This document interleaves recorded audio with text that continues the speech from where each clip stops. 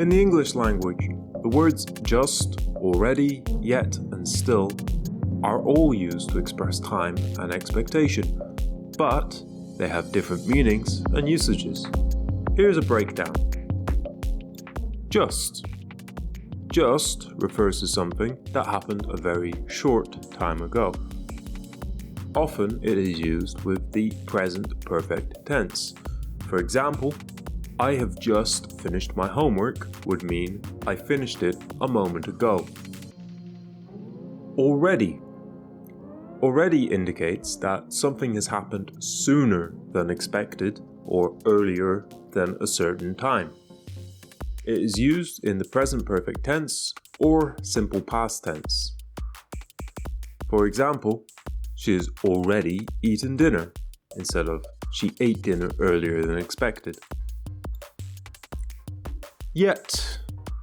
Yet is used in negative sentences and questions to talk about something expected to happen by a certain time, but which hasn't happened.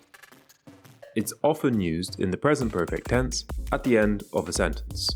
For example, I haven't seen that movie yet, instead of I expected to see it, but I haven't. Still.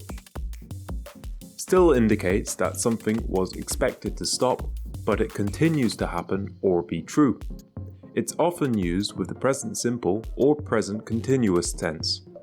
For example, he is still working on the project, meaning he's been working on it for a while and hasn't finished it yet.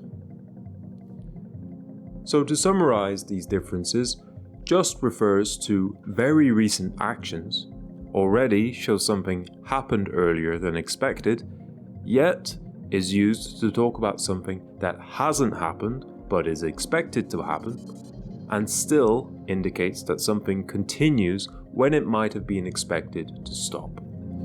Thank you for watching English Language and Literature. Don't forget to like and subscribe for more content to come.